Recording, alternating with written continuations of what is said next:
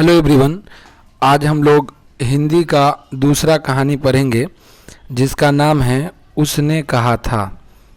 जिसका नाम है उसने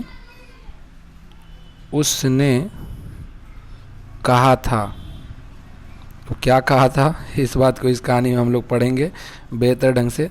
तो आइए सबसे पहले कहानी को शॉर्टकट में हम लोग समझ लेते हैं ताकि आगे हम लोगों को बेहतर ढंग से समझ में आ सके कहानी क्या है।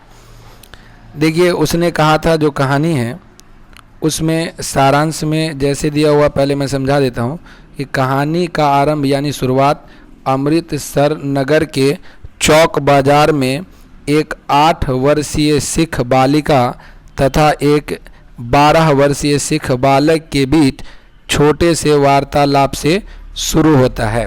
देखिए, ये कहानी शुरू होता है अमृतसर में, दुकान सब रहती है वहाँ पर जो है ना, पहले ज़माने में टांगा का इस्तेमाल किया जाता था। आप लोग जानते होंगे टांगा का इस्तेमाल बेहतर ढंग से आप लोग देखे होंगे कि लोग करते हैं सवारी के लिए, जिसे आप टमटम भी कहते हैं। तो दरअसल टमटम का वो दौर था उस समय में। ये 12 साल का जो बालक था वो और ये जो लड़की थी 8 साल की, ये दोनों अचानक में ये होता है क्या, लड़का को टमटम से धक्का लगने वाला रहता है तो ये लड़की बचा लेती है और कहती है कि क्या तुम्हें मरने का मन है।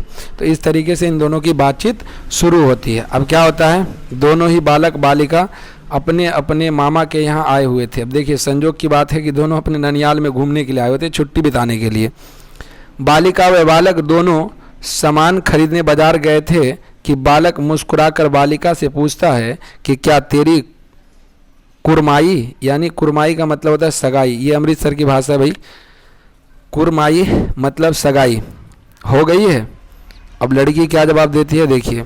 इस पर बालिका कुछ आंखें चढ़ा करके धत कहकर दौड़ गई और लड़का मुंह देखता रह गया। अब ये क्या होता है आगे कहानी में कि ये दोनों बालक बालिका एक दूसरे दिन, ये दूसरे तीसरे दिन एक दूसरे से कभी किसी दुकान पर कभी किसी दुकान पर मिलते रहते हैं। आगे की कहानी क्या बनती है समझिए। कहीं ना कहीं टकरा जाते हैं और फिर वही प्रश्न पूछता और वही उत्तर, यानी तुम्हारी कुरमाई हो गई है। लड़की फिर धत कह के और चली जाती है। एक दिन ऐसा हुआ कि बालक ने वही प्रश्न पूछा और बालिका ने उसका उत्तर लड़के की संभावना के विरुद्ध दिया और बोली हाँ हो गई है। तो समझ गया आप कि कुरमाई के बारे में इसने, लड़की ने झूठ कह दिया कि कुरमाई हो गई है। अब क्या होता है, लड़का तो सोचा कि भाई इसकी कुरमाई नहीं हुई होगी, लेकिन लड़की ने जवाब दे दिया कि हाँ कुरमाई हो गई है। अब आगे कहानी क्या बनती है देखते हैं। इस अप्रत्याशित उत्तर को सुनकर लड़का चौंक पड़ता। अप्रत्याशित मतलब जिसकी उम्मीद नहीं थी वो जवाब लड़की का आता है। तो वो लड़का पूछता है कि कब हुई है, जिसके प्रत्युत्तर में लड़की वो कहती है कि कल। देखते ही यह रेशम से चढ़ा हुआ सालू, यानी वो जो ओढ़े हुई रहती है चुन्नी टाइप की, वो कहती है देखते हो ये मेरी कुरमाई में मिली है, यानी सगाई में मिली है। और यह कहकर वह भाग जाती है, लड़की वहाँ से चली जाती है। अब आगे की कहानी क्या होता है देखिए। परंतु लड़के के ऊपर मानो वज्रपात होता है। वज्रपात का मतलब आसमानी बिजली गिरने को ही वज्रपात कहते हैं। लड़का जब ये बात सुनता है तो उसको लगता है उसके ऊपर बिजली गिर गई हो और वह किसी को नाली में धकेलता है, किसी की छाबड़ी वाले की छाबड़ी गिरा देता है। यानी अब देखते होंगे फुटपाथ पर दुकान होती होगी इस टाइप की, तो ये छप्पड़ जो होता है इसको गिराता हुआ चला जाता है। किसी कुत्ते को पत्थर मारता है, किसी सब्जी वाले के ठेले में दूध रेल देता है और किसी के सामने आती हुई वैष्णवी से टकरा करके टक्कर मार देता है और गाली खाता है। यानी लड़का अजीब अजीब हरकत करने लगता है। जब ये लड़की का जवाब आता है तो ये सारी हरकत देख रहे हैं आप, दूध वाले को धक्का दे देना, कुत्ते को पत्थर से मारना, सब्जी वाले का ठेला पर दूध फेंक देना, ये सब हरकत ये लड़का करता है। अब कहानी का पहला भाग यही नाटकीय ढंग से समाप्त हो जाता है। यानी कहानी का जो पहला पार्ट है वो आप बचपन का कहानी यहाँ पर समाप्त हो जाता है। अब आगे देखिए।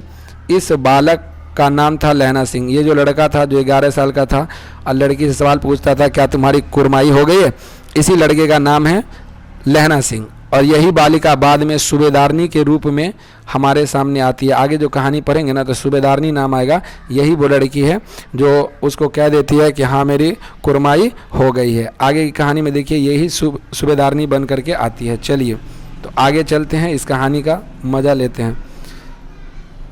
इस घटना के 25 वर्ष बाद, अब सोचिए 25 साल के बाद कहानी का दूसरा भाग शुरू हो जाता है। तो कहानी का दूसरा भाग में क्या है देखिए। लहना सिंह युवा हो गया और जर्मनी की लड़ाई में लड़ने वाले सैनिकों में भर्ती हो गया। ये जो लहना सिंह है उस समय में जर्मनी से लड़ाई होती है और वो सेना में भर्ती हो जाता है, सैनिक बन जाता है। ये बिल्कुल जवान हो जाता है हट्टा कट्ठा। अब वह नवंबर 77 राइफल, ये राइफल्स का नाम है, ठीक है, में जमादार है। ये जो लड़का है जो लहना सिंह है, जो लड़की से पहले बात किया था पहले पार्ट में कहानी के, वो अब क्या बन जाता है, जमादार।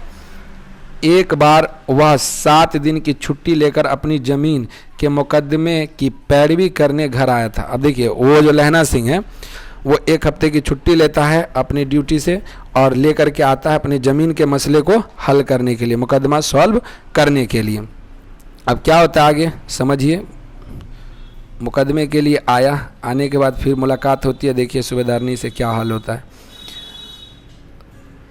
वहीं उसने अपने रेजिमेंट के अफसर की चिट्ठी मिलती है कि फौज को लाम पर जाना है, यानी तो फौरन चले आओ। तो आने के लिए वहाँ से चिट्ठी मिलती है, उसके डिपार्टमेंट की तरफ से जाती है। तो इसी के साथ सेना के सूबेदार हजारा सिंह, नाम याद रखिएगा, हजारा सिंह को भी चिट्ठी मिलती है कि उसे और उसके बेटे, एक नाम है उसका बोध सिंह, देखिए बोधा सिंह, हजारा सिंह का बेटा है बोधा सिंह। अब देख लीजिए कहानी को समझाने के लिए मैं आपको पहले ही बता देता हूँ, यही वो हजारा सिंह है जो उस लड़की का पति है और यही बोधा सिंह है जो उसका लड़का है।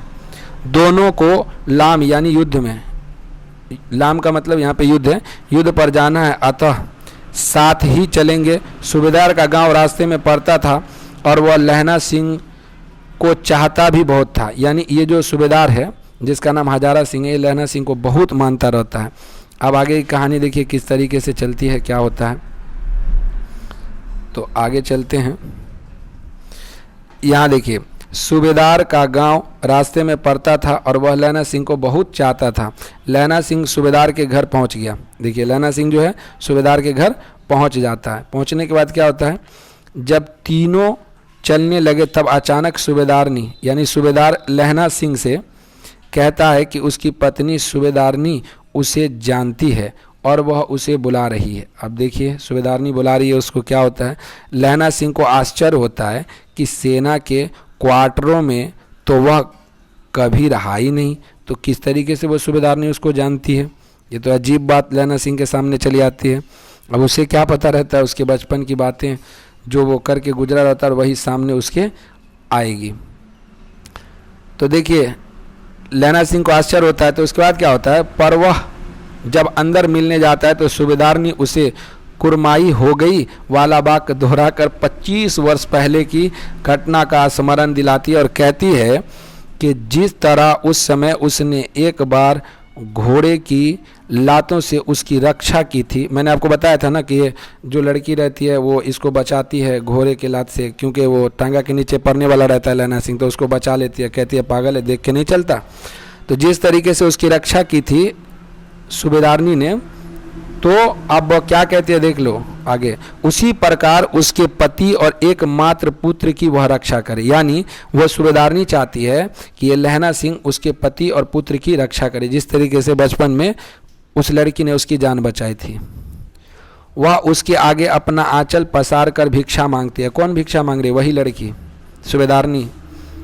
यह बात लहना सिंह को मर्म को छू जाती है। अब लहना सिंह के जो एकदम दिल को छू जाती है। अब क्या होता है आगे कि युद्ध भूमि पर उसने सूबेदारनी के बेटे बोधा सिंह की अपने प्राणों की चिंता न करके जान बचाई। यानी अपनी जान को जोखिम में डाल के बोधा सिंह की जान बचाता है कौन, लहना सिंह। पर इस कोशिश में वह स्वयं घातक रूप से घायल हो जाता है। लेकिन लहना सिंह बहुत जोरदार तरीके से घायल हो जाता है। उसने अपने घाव पर बिना किसी के कहे कसकर पट्टी बांध ली और इसी अवस्था में जर्मन सैनिकों का मुकाबला करता रहा। यानी जर्मनी के सैनिक का ये मुकाबला करता रहा पट्टी वट्टी बांध करके। आगे क्या होता है कि शत्रु पक्ष की पराजय के बाद, यानी जब जर्मनी की सेना हार जाती है उसके बाद, सूबेदारनी के पति सूबेदार हजारा सिंह, ये हजारा सिंह जो है, और उसके पुत्र बोधा सिंह को गाड़ी में कुशलता पूर्वक बैठा दिया और चलते हुए कहा, सुनिए तो सूबेदारनी होरा को चिट्ठी लिखो तो मेरा मत्था टेकना, लिख देना, और जब घर जाओ तो कह देना मुझसे जो उन्होंने कहा था वह मैंने कर दिया। यानी उसने कहा था उसके पति और बेटे की रक्षा करने के लिए, और उसने रक्षा कर दिया। लहना सिंह ने अपना वादा पूरा किया। आगे क्या होता है, सूबेदार पूछता ही रह गया कि उसने क्या कहा था, उसने क्या कहा था, मतलब सूबेदारनी ने क्या कहा था, इस बात को वो पूछते ही रह जाता है। लेकिन गाड़ी चल पड़ती है। बाद में उसने वजीरा से पानी मांगा और कमर बंद खोलने को कहा। ये अपना उसका पोशाक होता है, क्योंकि वह खून से तर हो चुका था। कौन? लहना सिंह। मृत्यु एकदम नज़दीक आ चुकी थी। जीवन की सारी घटनाएं चलचित्र की तरह सामने घूम रही थी। यानी पिछली ज़िंदगी, जब इंसान मरने लगता है तो उसकी पिछली ज़िंदगी उसकी आंखों के सामने चलने लगती है। और अंतिम बात उसने अपने मुंह से निकाला था कि उसने कहा था। देखिए आखिरी बात क्या कहता है, उसने कहा था। इसके बाद अखबारों में छपा कि फ्रांस और बेल्जियम 68 सूची मैदान घावों से भरी, नंबर संख्या 77, सिख राइफल जमींदार लहना सिंह। ये बात अखबार में लिख करके आती है, यानी जब वो शहीद हो जाते हैं उस युद्ध में। इस प्रकार अपनी बचपन की छोटी सी मुलाकात में हुए परिचय के कारण उसके मन में सूबेदारनी के प्रति जो प्रेम उदित हुआ था, उसके कारण ही उसने सूबेदारनी के द्वारा कहे गए वाक्य का स्मरण यानी याद रखा। उसके पति व पुत्र की रक्षा करने में अपनी जान गंवा दी, क्योंकि यह उसने कहा था। देखिए कहानी उसने कहा था, यह आपको समझ में आ गया होगा कि एक छोटे से लड़की लड़का की मुलाकात होती है बचपन में मुलाकात होती है, तो वो दोनों एक दूसरे से मिलते हैं। मिलने के बाद क्या होता है, ये दोनों जब मुलाकात होती है तो ये दोनों से कुछ बातचीत होती है। लेकिन लहना सिंह जब बचपन में पूछता है कि क्या तुम्हारी कुरमाई हो गई है, तो लहना सिंह को बताती है, ये नहीं बताती है शुरुआत में, लेकिन एक दिन गुस्से में आकर के झिंझला जाती है, बोलती है हाँ हो गई है। उसके बाद लहना सिंह इससे बिछड़ जाता है। काफ़ी दिनों के बाद जब ये सैनिक बन जाता है लहना सिंह, तो सैनिक बनने के बाद ये राइफल चलाने लगता है, खूब अच्छा सैनिक बन जाता है। लेकिन संजोग की बात रहती है कि इस लड़की की जो शादी हुई रहती है, उसके जो पति और पुत्र जिसमें काम करते रहते हैं, वही सैनिक में, वही रेजिमेंट में ये भी काम करते हैं लहना सिंह। उसके बाद दोनों की अचानक मुलाकात होती है और ये अपने पति की और बेटे की रक्षा का वचन इससे ले लेता, और यही बात उसने कहा था याद रखते हुए लहना सिंह अपनी जान दे करके क्या करता है, उसके पति और बेटे की रक्षा कर लेता है। तो इस तरीके से कहानी समाप्त हो जाती है। आगे क्वेश्चन है, देखिए उसने कहा था कहानी कब लिखी गई थी? आप लोग को याद रखना है 1915 ईस्वी में। जान रहे होंगे आप कि जब प्रथम विश्व युद्ध हुआ था तो 1914 में शुरू हुआ था। ये कहानी 1915 मतलब प्रथम विश्व युद्ध के दौरान ही ये कहानी लिखी गई थी। आगे है उसने कहा था कहानी कैसी है, तो युद्ध की पृष्ठभूमि पर मानवीय संसाधनों को प्रस्तुत करने वाली ये युद्ध विरोधी कहानी है। लहना सिंह के भतीजे का क्या नाम था? तो लहना सिंह के भतीजे का नाम कीरत सिंह था। आगे की अगर बात करें तो अगला क्वेश्चन है गुलेरी जी, ये लेखक हैं, गुलेरी जी की और दो कहानियाँ कौन सी है? मुख्य में जीवन एक है और दूसरा है बुद्धू का कांटा। आगे है किसी कहानी को महान कौन बनाता है? तो कहानी का उद्देश्य, यानी जो उद्देश्य होता है कहानी लिखने का वही उसको महान बनाता है। चलिए ऑब्जेक्टिव क्वेश्चन आंसर की तरफ चलते हैं। ऑब्जेक्टिव क्वेश्चन आंसर है पहला, उसने कहा था कहानी के कहानीकार हैं, आप याद रखिएगा, इसका सही जवाब होगा चंद्रधर शर्मा गुलेरी साहब, यही इसका सही जवाब होगा। अगला है, अगले क्वेश्चन की तरफ हम लोग चलेंगे। तो उसने कहा था कहानी आप कैसी है? तो आपको ये पहले बताया गया युद्ध विरोधी है, यानी युद्ध का विरोध करती है कहानी। अगला है, ध्यान दीजिएगा, कीरत सिंह कौन था? आपने ऊपर में ही पढ़ लिया, लहना सिंह का भतीजा था। अगला क्वेश्चन है हिंदी की पहली श्रेष्ठ कहानी कौन सी है? तो हिंदी की पहली श्रेष्ठ कहानी जो है उसने कहा था, यही सबसे श्रेष्ठ कहानी है, आप याद रखिएगा। अगला क्वेश्चन है कि चंद्रधर शर्मा गुलेरी किस युग के कहानीकार हैं? तो इसका सही जवाब होगा प्रेमचंद युग के। जो जिस ज़माने में प्रेमचंद कहानी लिखा करते थे उसी ज़माने के ये लहना सिंह भी की जो कहानी है चंद्रधर शर्मा गुलेरी की, वो भी उसी ज़माने की है। अगला क्वेश्चन है, गद्य का विकास किस काल में हुआ? आपको याद रखना आधुनिक काल में गद्य का विकास हुआ था, पहले पद ज़्यादा चलता था। आगे चलिए, कहानी का अगला क्वेश्चन है, उसने कहा था कहानी कितने भागों में बटी हुई है? हमेशा याद रखना ये 5 पार्ट है इस कहानी का। अगला क्वेश्चन है, किसी कहानी को महान कौन बनाता है? तो कहानी का उद्देश्य आपने ऊपर में भी पढ़ा है। फिर अगले क्वेश्चन की तरफ चलते हैं, चंद्र शर्मा गुलेरी की कहानी कौन सी है? तो अभी आपने पढ़ा है कि उसने कहा था। अगला क्वेश्चन है, गुलेरी जी का जन्म कब हुआ था? तो गुलेरी जी का जन्म 7 जुलाई 1883 ईस्वी में हुआ था। अगला क्वेश्चन है कि सुखमय जीवन किसकी कहानी है? तो याद रखिएगा आप, ये भी चंद्र शर्मा गुलेरी की ही कहानी है। अगला है क्वेश्चन, उसने कहा था कैसी कहानी है? युद्ध विरोधी। आप दो बार ये क्वेश्चन रिपीट हो गया है। आगे चलें, क्वेश्चन है, उसने कहा था कहानी कब लिखी गई? तो आपको याद रखना है 1915 ईस्वी में, पीछे भी आप पढ़ चुके हैं।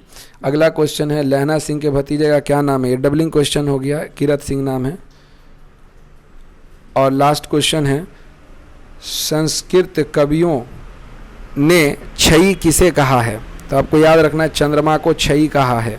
तो इस तरीके से हमारा पाठ ये कंप्लीट होता है और हम लोग अगले दिन अगले वीडियो के लिए काम करेंगे। आज के लिए इतना ही। Okay, bye.